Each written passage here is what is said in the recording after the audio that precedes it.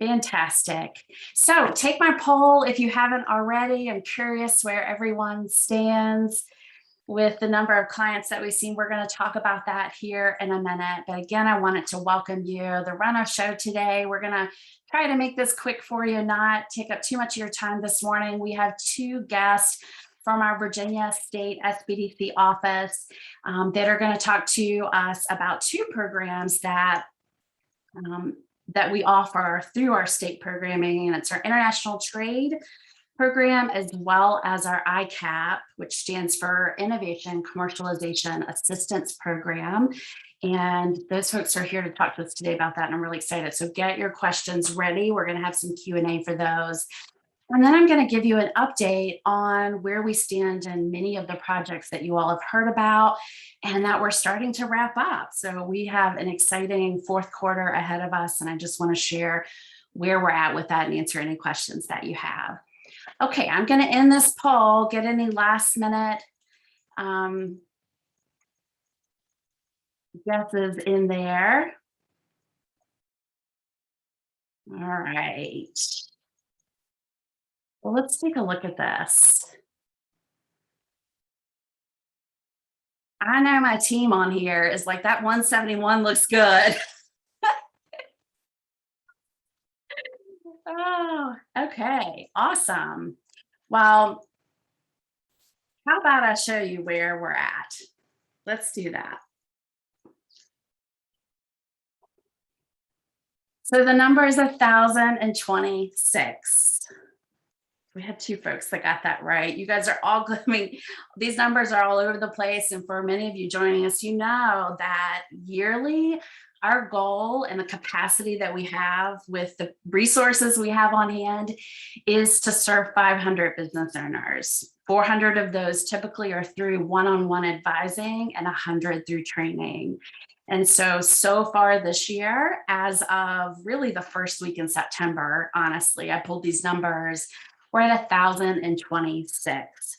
Last year, we served a little over 1,700. So we probably won't meet that this year, but we are getting darn close and still have 4 months to go in the year. So we're excited and passionate to help these small businesses, and we're happy to do it. And we'll talk at the end of today's presentations of some things that we're doing that allows us to meet the needs of so many people, because it's not our traditional ways. We just don't have the capacity to do it. So we'll be talking about that soon.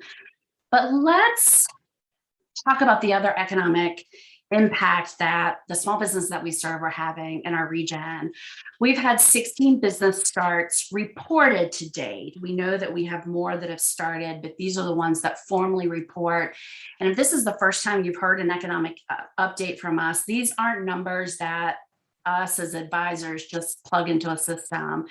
We have to have something from the client in a written, formal verification that these things have occurred. And so I want to make that clear. That makes it sometimes hard, right? And it's not that people don't want to give us information, but they're super busy. And so we have to do a little begging at times. But so far we have 16 reported. We've created 396 jobs this year so far. And we've seen sales increases with the clients that we've served, $2.77 million increase in sales. So we're really excited about that. And that's through things that we've helped them with in marketing or other growth strategies that we've been working with them on. And then we're a little over, just a tad over 8 million for capital formation for the year. Much of that is pandemic aid, but we're very excited that we're able to play a role for our small businesses with finding capital that they need to either recover or in some cases grow. So very excited about those numbers and where we stand, and wanted to give you an update on that. But let's move that to the side. And I can't wait to introduce you, if you haven't met yet, Aaron. Aaron is with our Virginia SBDC office and works with the George Mason University, and he is the director of our International Business Development Program. And so, Aaron, I am going to turn it over to you to talk to us about what the program is, and then make sure to either put your questions in chat or hold on to them, and we'll have a little Q&A. after his time speaking. And in the meantime, Aaron, I'm going to share the website here in chat so that if anybody wants to check that out, you're welcome to follow along there. Well, thank you so much, Amanda, for having me join your stakeholder meeting this morning. Oh, I did that wrong. Oh. Aaron, I sent you a direct message with that. There we go. There we are. Well, thank you so much. All right, Aaron, you're on. Thank you for being here. Can you hear me? Can you hear me? Yeah? Okay. Well, thank you so much for having me, Amanda and Heather and the whole Roanoke team. It's great to join you virtually. I've had the opportunity to come down to Roanoke many times throughout the years, and most recently during the pandemic, I was down there for a long weekend on vacation and had a great time in your city and your region. So as Amanda mentioned, I run the International Trade Program for the Virginia Small Business Development Centers. It's a statewide program. I've been in this position for about 9 years now, but the program itself has really changed pretty significantly throughout the years. It started with just me being in this role, and now I have 2 full-time employees who work with me. Many of you might have met Chris Van Orden, who organized the food and beverage accelerator that Amanda's, that the Roanoke Center co-hosted. He's my international trade manager with a focus in food and beverage. And then I also have Dulcie Zanizer, who is our senior international trade specialist. Her focus is in technology, in helping companies to build compliance programs and access trade finance.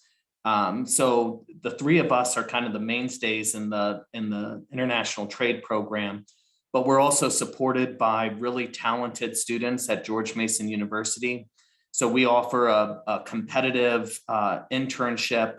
It's a paid internship that we're able to attract some really talented Mason students from across all kinds of different disciplines, from analytics to computer science to econ to entrepreneurship and politics and international affairs and you name it. So that's our team that we have assembled.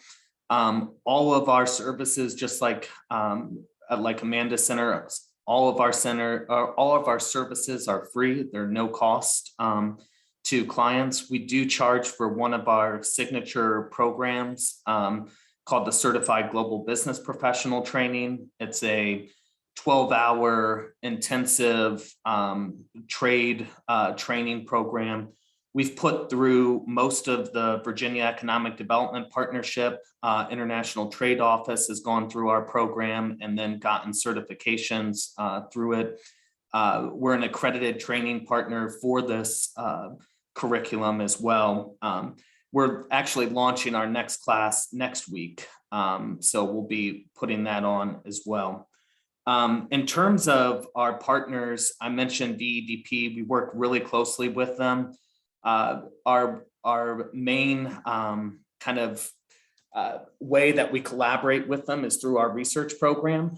So throughout the years, about 5 years ago, they launched this collaboration with universities. And this was to incentivize universities to go out and develop a pipeline of export-ready companies that VEDP could start working with. And we have been doing that now for 5 years. We've produced more than 50 companies that were new to VEDP, that had a minimum number of 5 employees based in Virginia, and that had international expansion as a core objective. So those were the criteria in doing that. So we really kind of pride ourselves as being the boots on the ground, help to develop a pipeline for VEDP for our partners in the federal government as well, such as the U.S. Commercial Service and Ex-Im Bank, and of course, SBA. So in addition to the research that we offer, it goes beyond research, because with the funding, we're able to bring in different consultants. And that's how we started working with Dulcie as a consultant, and building out compliance programs for companies in the technology and defense sector. So this is just a real of an incredible service to our small businesses, because in the private sector, companies can pay tens of thousands of dollars for these compliance programs. And we're able to work with them at no cost and help them develop it on their own, and be trustworthy in doing that. Other training that we offer, we've been doing a lot with the USMCA agreement. This is the new free trade agreement that replaced NAFTA. There are a lot of changes to it. So trying to figure out those changes for companies and helping companies navigate this across all of their across all sectors has been a real challenge. But I feel like at this point we've done it enough that we have some really great tools for companies in that space. So companies that are looking at Canada and Mexico, we can certainly assist. But globally, we're able to assist as well and connect them to various partners. I'd encourage you to go to our website. I have a few free resources that you can share with clients on there. One is called Trade Passport. It is a collection of video recordings on certain topics around trade. So everything from finding a market to foreign market entry, to shipping, to supply chain issues, to trade finance. All of that is available at no cost to you and your clients.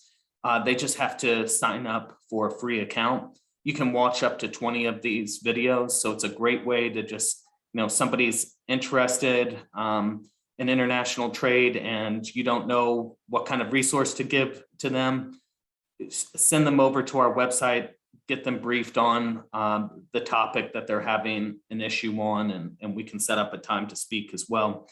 The other thing that I wanted to direct everybody's attention to is sometimes we get people who want to start a business importing something from overseas, and they have no other business model or experience in place. And we really discourage that kind of business idea and that business formation. The resources aren't there to support it. It's a really challenging path to take. And so what we did do was create an import guide, and it just lists the available resources that are there for a company or an individual who's trying to do this. And we ask the type of questions that hopefully will give themselves a little bit of pause before they embark on this. But especially right now, given all of the supply chain difficulties, given the incredible prices that we're seeing for shipping freight around the world, this is really not a good time to even try and dabble in that space. So I encourage you, it's on our website. Feel free to use that and with the companies that you're working with. Otherwise, our real target companies are, the established companies, 5 or more employees, have some domestic sales, maybe have some international sales, but are really looking to put a plan together and need to know what are the available resources for them. And that's what we're here to do. So I'm happy to take any questions now, and thank you again for having me on. Thanks, Aaron. I really appreciate you giving us an overview of the program. What questions do we have? Does anyone have anything that they thought of while Aaron was presenting, or examples we can help with? Amanda, I'm just curious, what is the distribution of companies assisted through this program? Is it primarily Northern Virginia? Great question, Jill. It's all over the Commonwealth. And I mean, I'm working with a company right now in this Vital program, the one that VEDP funds, that has just came to Radford. I'm working with another company right now in Norton, Virginia. And that's just currently that we're doing this. So it really depends, but there's certainly companies that we're working with in the greater Roanoke region. I would say in general, we have a concentration in Northern Virginia, Charlottesville, and Charlottesville. That's where we're seeing the most international clients from. But like I said, two of our big companies that we're working with currently are in Norton and Radford. And Aaron is on us. He's working with our center and is going to be working very closely with our center to try to make sure that this information is available to people and that we can, we know we have the people here locally, they just may not know about this program and they're, struggling through the process. And so we want to do a better job of making sure people know about this. And we'll talk about how we're going to do that a little bit later today. And Amanda, I'd also just wanted to add one other thing. In terms of working with, I know that VEDP has a really strong presence in the Roanoke region with a full-time person dedicated for that. But we work really closely with all of our trade managers across the Commonwealth.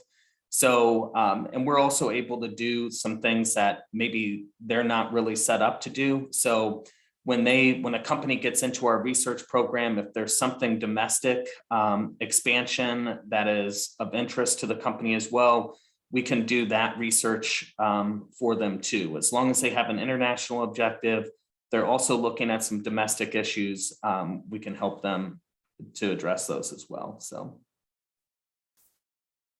Awesome. Any other questions? Okay, you'll be hearing more from us. And Aaron, thank you so much for joining us and sharing your expertise and then what you had to offer clients who are looking at doing or dabbling in international trade. We appreciate you. Thank you. Thank you. Okay, next up, I want to introduce you to Josh Green. I know many of you have probably already met him through other channels, but he's here to join us this morning to talk about our ICAP program. It may not be what you think it is, and that's why we've asked him to come and speak today. Not only is the program expanded, but we just want him to talk a little bit more about what it really is, what you might think it is versus what it really is. So Josh, thank you so much for being here and talking with us about this today. I'm going to turn the mic over to you and then, get your questions in chat or hold on to them and you'll have an opportunity to ask when Josh is done. Well, thank you for having me. I'm very excited to be able to share a little bit about the program. As you mentioned, I'm the director of the Innovation Commercialization Assistance Program called ICAP, and we are housed out of George Mason University's main Fairfax campus at the Mason Enterprise Center, and we're programmed out of the state office, just like Aaron's international program. Simply put, we provide assistance to technology and innovation-driven startups anywhere across their startup journey. We work with companies that literally are just on the, or at the idea on a napkin stage, all the way through those seeking later rounds of investment and are transitioning from a startup to a growth organization and need some additional help with making that transition. The services, again, like Amanda's at the Roanoke Regional SBDC and Aaron's program, are no cost. They're confidential, and we give one-on-one support. And I believe that one-on-one support from our ICAP mentors is really our greatest value that we provide. We currently have a team of 10 ICAP mentors, and they are all successful either entrepreneurs or entrepreneurs who are experienced in the lean startup methodology. And through several grants that we've received from CIT, CCI, the Commonwealth Cyber Initiative, Go Virginia, as well as a new partnership we have with Virginia Bio, that number is soon going to increase to 17. And we work, like I said, across that entire spectrum. So I'll start on the beginning. With very early stage companies, we follow, like I mentioned, the Lean Startup methodology as it's taught by the National Science Foundation's I-Corps program. And that's really to help them get an understanding of their customer and be able to validate their business model. I saw Mary Miller was on the call, and the RAMP follows this same methodology. So for the folks who are coming out of our program that apply to and are accepted into the RAMP, it's an easy transition to understand that they're going to be doing a lot of interviews and they have a little bit of a leg up because they know what they're going to be asked. For our program, for these very early stage companies, we have a 2.5-week introductory course, and about 90% of the folks who go through our program need to go through this introductory course. While many of them think that they're further along than they actually are, most still need to really hone in on validating their business model. And it is a great way, the program is a great way to understand who their target customer is, and they find that out through customer discovery interviews. Once they are able to validate their business model, we work with them on creating a go-to-market strategy. And each of our clients that concludes the introductory course gets a roadmap that is focused on creating a 30 to 60 day set of action items that they need to work on. And it's all based off of what they're working on with their ICAP mentor and what they're learning from the market. Our team will continue to work with all of these companies following the introductory course. So similar to the SBDC advisors, as long as the folks who are working with ICAP are moving their venture forward, we'll continue to work with them as they validate their business model, they grow their team, they start to develop and actually build their product, start to seek and receive funding, and have early sales and set up pilots, as well as, like I mentioned, all the way through transitioning to a growth organization. We'll stick with them every step of the way. And we work with some clients, meeting with them weekly. We work with other clients and we meet with them once a month or once every other month. It's really specific to what that company needs. So we don't take a one-size-fits-all approach. Besides the long-term one-on-one advising that we offer, we also engage our ICAP community through monthly calls. And these are opportunities to have the companies learn more from both our teaching team and guest speakers, as well as present on their progress or any hurdles that they're coming up against, so they can get some feedback. These calls are also an excellent opportunity for interaction and networking between companies, regardless of where they are in Virginia. And then hopefully soon, we'll be able to go back to hosting regional reunions with our companies so that they can have some better networking opportunities in person with those who are in the program that are also in their area. We're hoping that will be in 2022, but we've decided to remain virtual with our programming for the rest of 2021. As the companies progress, as I mentioned, we give them a little bit more support based on the areas that they need. This can be connecting them to accelerators like the RAMP or investors. It could also be connecting them with folks that are potential first customers, folks that might be in their supply chain. As they're hitting particular milestones, we want to make sure that they're getting the resources that they need to move forward. So one of the grants that we received, the one from Go Virginia, is allowing us to hire 4 full-time tech mentors across the Commonwealth.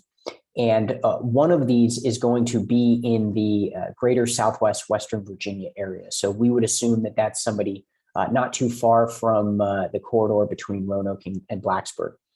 We're going to start the hiring process for that position in just about 6 weeks from now, and we'd be looking to have that person hired and in place, if everything goes according to plan, very early in 2022. We'll also have somebody in Northern Virginia, the Richmond, Charlottesville, Central Virginia area, as well as somebody in the coastal Hampton Roads area. In addition to those 4 folks that will have a regional basis, we are also, with our partnership with Virginia Bio, going to be hiring 3 full-time life science mentors. So these mentors will serve the entire Commonwealth and be traveling to places throughout the Commonwealth to make sure that they're being able to participate both virtually and in person with our clients. And their focus is being able to, over the long haul, even through FDA regulatory processes, work with life science startups in the Commonwealth to be able to get them the support that they need. Our goal really is to make sure that companies are getting the resources they need in order to scale. So we know that there are lots of different resources throughout the Commonwealth, and we work very hard to make sure that we are always additive and not duplicative. So we try to work intimately with the resources that are in the area to make sure that we are filling gaps, expanding capability and capacity, and then also help to develop ecosystems. So I wanted to try to keep it as brief as possible, but be thorough as well. I'm happy to answer any questions.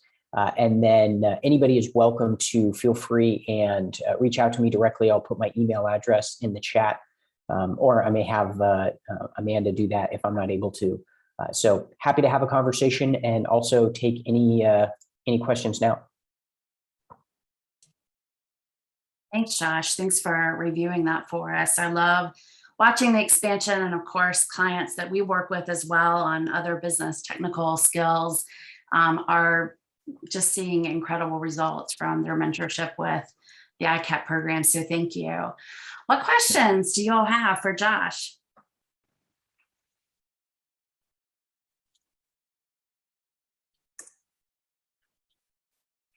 Hey, Josh, Greg Feldman here. How you doing? Great, thank you. Yeah, looking forward to seeing you in a few weeks here. I missed, when did you think you would have someone hired to cover regionally? What's the timeline for that?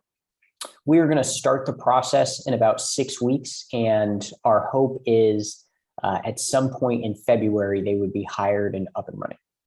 Great. Okay, thanks. That's great news. Yeah, thank you. I look forward to seeing you as well soon.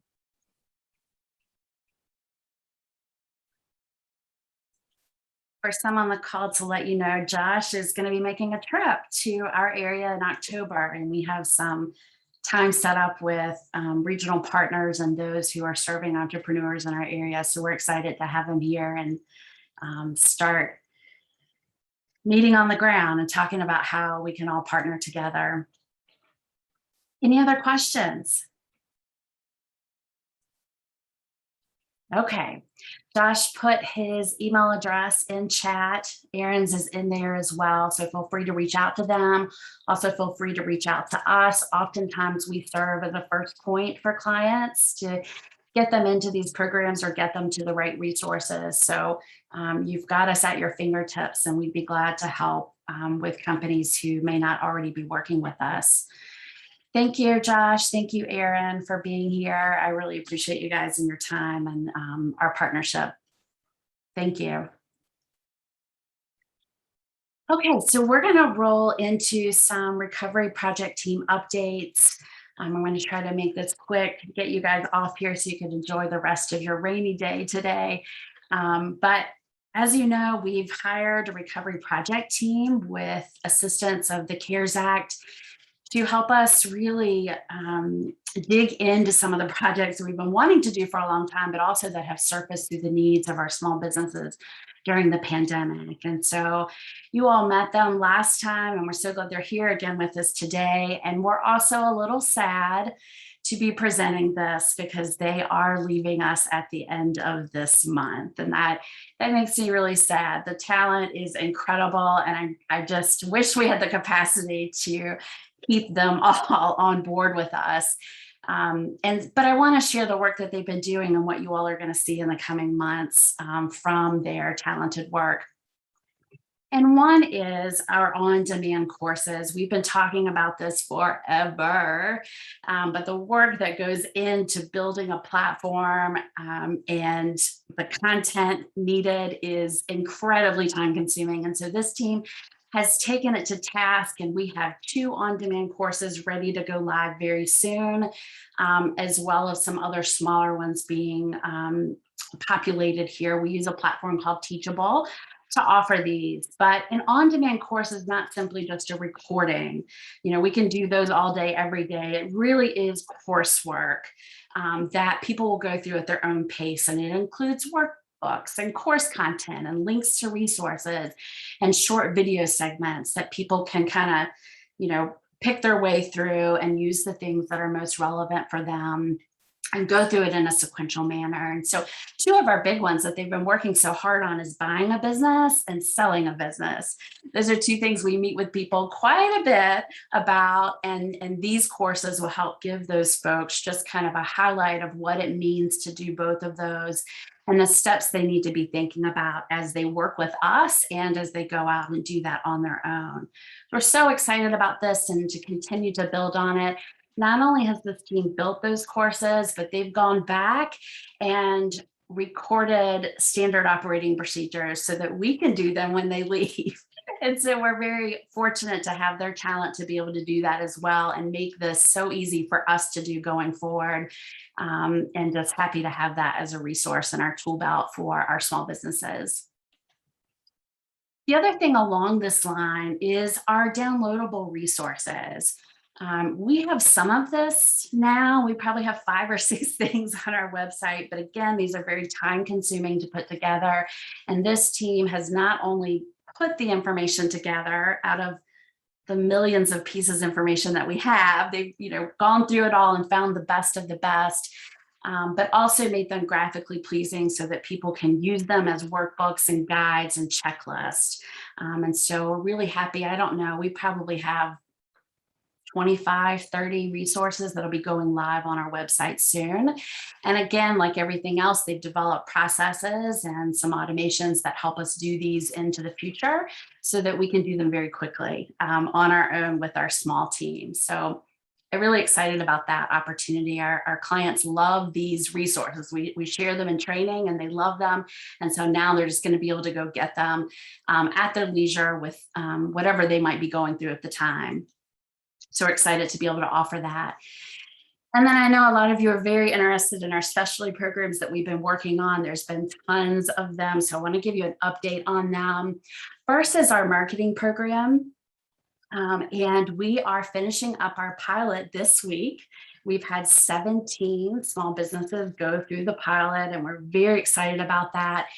It is a combination of videos that they watch on their own and course content that they read on their own, along with a weekly kind of get together to talk about the information and to really work through specific instances with folks that they might be challenged with. And so far, so good. We're doing evaluations and really taking a look at the success of the pilot so that we can make adjustments, not only to the marketing program, for other programs that we develop in the future. So very happy with how that's turning out. Another one is our program for women-owned businesses called Entrepreneur Her. We had originally scheduled a retreat in September that we postponed until next year. We did not want to do that virtually. The content of the day and the experience of the day was incredibly important to us to be able to do in person. And so we are going to wait to do that. But in the meantime, the team has developed what the full program is going to look like that will launch in spring of 2022.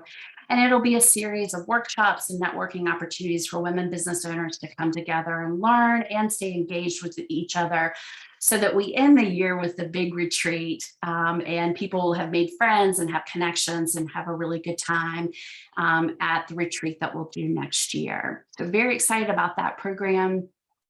As soon as we develop the specific dates and things like that, we'll make sure that everybody has that in their hand. The other big one that people have been waiting on is our Minority Business Accelerator. We are very, very pleased with the event that we had last night. If any of you were able to join us, we had a panel of minority-owned businesses hosted by Alicia Childress, who's on our team to work on coordinating this program. It was incredible. I, at one point, had tears in my eyes. It was so inspirational.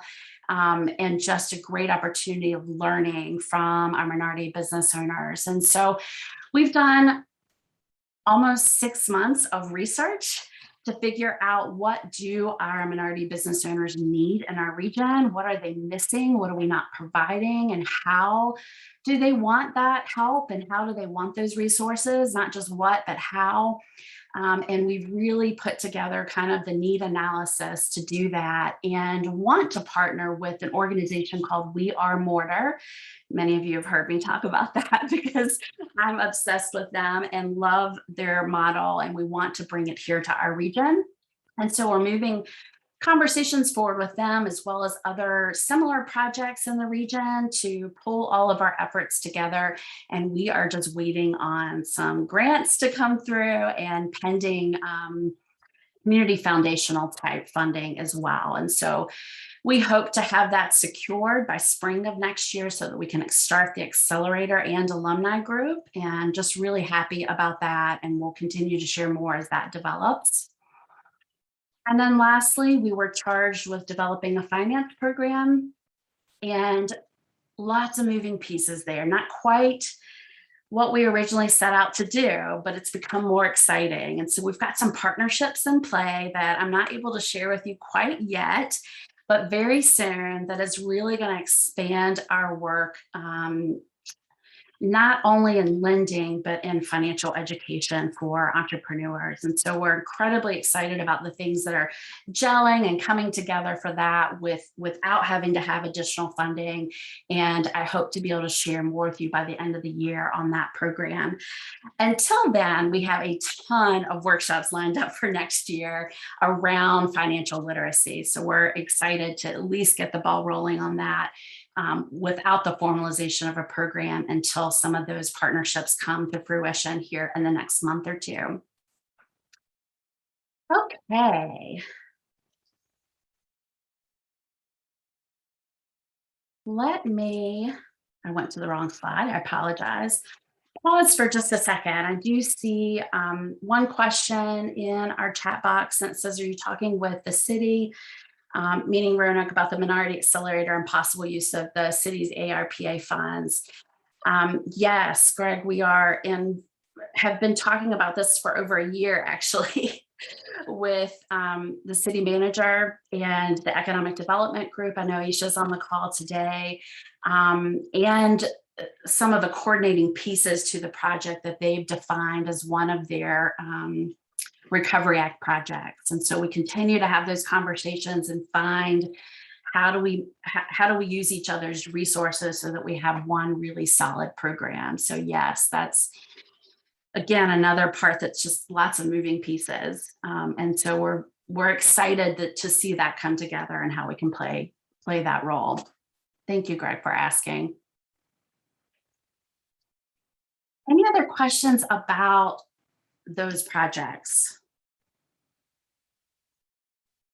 Okay, like I said, we're sad, but just so thrilled for the team that we've had and the work that they've done. I mean, I'm just blown away when I look at it. I know we encapsulated in 3 or 4 slides, but that just the amount of work and effort that's gone in is incredible. And it's probably a once in a lifetime opportunity for us to have had their talent on the team. So we're just really thankful for all that they've done. And honestly, that's not all encompassing. Those are just the big things that we've been talking about and wanted to share updates on. We do still have some upcoming projects that we're finishing and working on. And that is one, we're doing some business model canvas training. This has been on our books for a couple of years and we've had to delay it. And we've decided to invite in the other ecosystem partners that are helping entrepreneurs with business planning. And so we're all coming together in December to go through 2 days of training. We use the business model canvas currently. We've just never formally gone through the training as an ecosystem so that we can share language and use those methodologies throughout and succinctly. So if there's anybody on the call today that would like to be part of that training, I welcome you to come in. I purchased the training as part of some CARES professional development that we have. So it's free for you, and I invite you to join us, and just shoot me an email if you're interested, and I'll let you know the details once December gets a little bit closer. Two, we're developing a business planning software that you've heard me talk about. It's going to be our Smart Start software to take people through the lean business planning process so that they have a good, solid business plan in the end, but make it fun using street language and some gamification. And we are well on our way to developing that. All of the foundational software pieces have been set, and now we are trying to figure out the language. Right? We know the business language. The question is, what's the street language? So we're actively working on that and hope to see a pilot in the first of the year, if not sooner. We're pretty darn close to being able to put some people through the pilot. And then lastly, you all know our famous entrepreneur guidebook that everyone knows and loves. We are going to be working on a refresh of that for our digital version to make that a little more in sync with some of the downloads that we've created, and a more user-friendly guide for people and workbook type digital product for them. So we're excited about that. That will be a longer project that we'll be able to release next year. But excited to continue to evolve and move some of the things that we have in place forward. I always say to the next century, right? Like, let's bring things up to date. So we're excited about that project. Any questions about those? I know nobody can be as excited as I am about them. Okay, well, let's talk about some other things that we've done. I shared with you earlier how many people we're seeing and how many people we saw last year, and what we have the actual capacity to see, which is a very stark difference. We are, I can only hire the amount of people that we have funding to hire. So there's the four of us. And we've really had to come to the table to figure out, how do we operate more efficiently, and how do we meet the needs and the demands of the small businesses right now so that we can serve them and don't have to turn them away. So some of the things that we've done is eased our intake process, not only for the small business owners, but for us. We are administrative heavy because of our cooperative agreement with the U.S. Small Business Administration. We have lots of things that have to be done. And so that intake process can be so timely on our end. So we've automated a lot of that, but also you're going to see in our new website where people are going to be able to go through a process to be matched with an advisor that is going to meet their needs the best. And we're very excited about that experience for people. So it'll be easier for them, more personal experience for them, and then a lot easier on our end in the back. We're also have improved the efficiency of our onboarding process. When clients, a new small business owner comes on board with us, they're going to continue to hear from us on a regular basis throughout the year about other services that we offer that they might not know about, other resources that they need as a small business in our region. And we've got about 12 or so pieces of material to share with them throughout the year. We've never done that before, so we're excited to stay in front of those folks and really, as you all know, it's like we're like this bowl and we do it all. And that's really hard to communicate. So we're trying to find ways to make sure people know what we have available to them. And the onboarding process is how we're doing that now. And instead of like spending that time in our advising sessions. And then our training delivery, obviously we're doing that virtually, but we've also created a lot of processes around that so that anyone can jump in and do them and the whole team can participate. And we're just excited to continue to develop those into next year. We have a very, very busy calendar, and so we needed some efficiencies there. And then lastly, we instituted some peer group advising. We have done this in the past, but haven't for many years, and we've reinitiated that, whether that's through Growthwill or it's other peer groups that are based on topics or in some cases industries.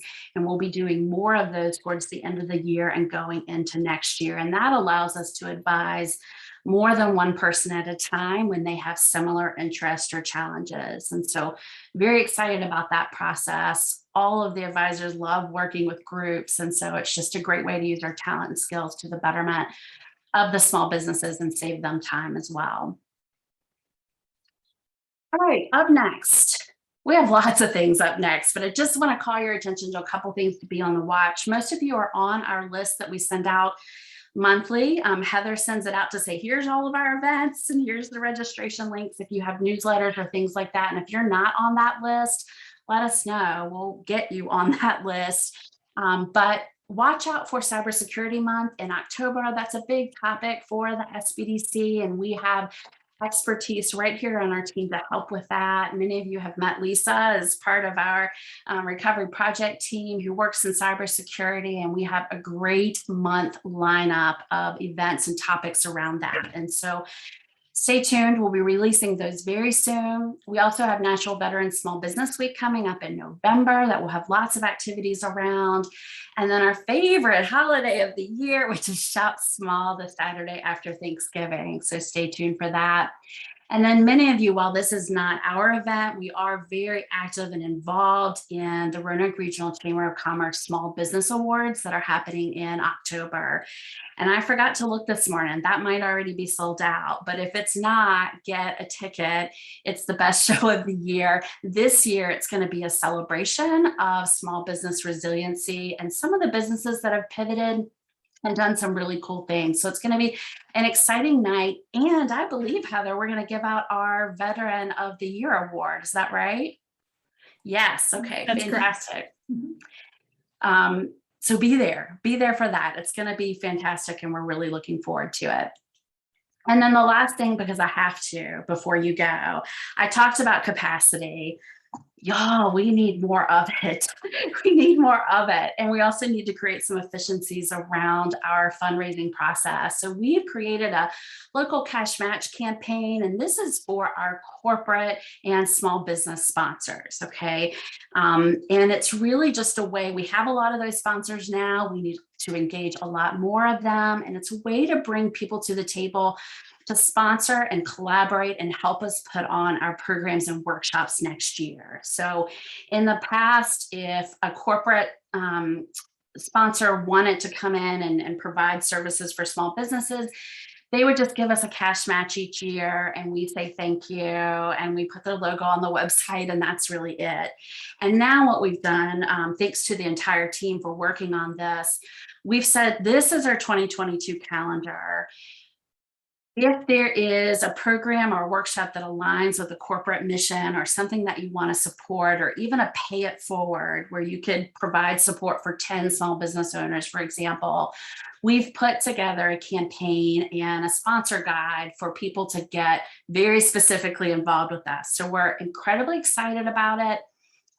And that campaign started this week. So if you're on the call, I know many of you are government partners of ours. If you know corporate folks or small businesses that want to pay it forward or give back or help us serve small businesses during next year as we work towards recovery from the pandemic, please, please, please have them reach out to me or connect me in some way. I would love to talk to them.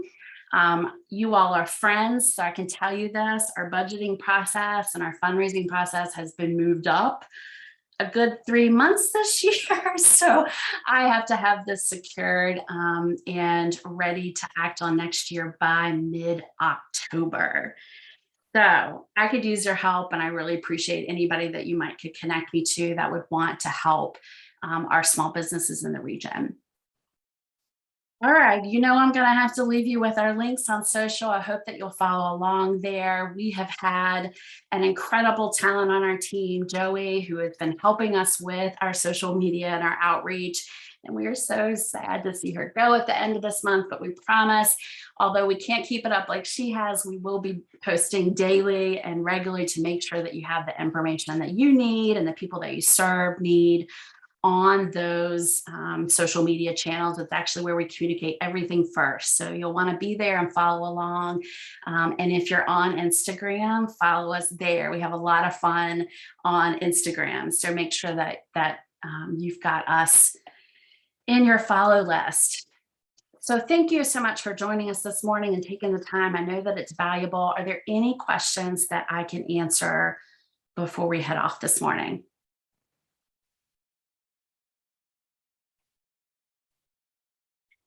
None? Okay, you guys know where to reach me. So reach out if you need anything, have questions, or there's a way that we can support you or the people that you serve. We'd be glad to have those conversations. Thank you for your time this morning. Enjoy the rest of your day. Have a fantastic week and happy Minority Enterprise Week. We've been having fun with that, and I hope that you'll visit and shop at a minority business this week to celebrate and let them know that you support them. Thank you all.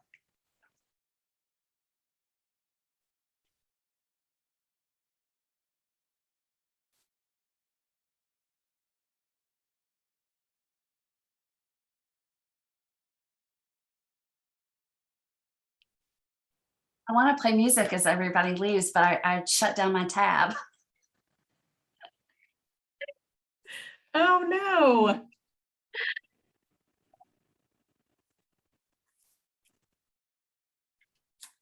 Stop recording.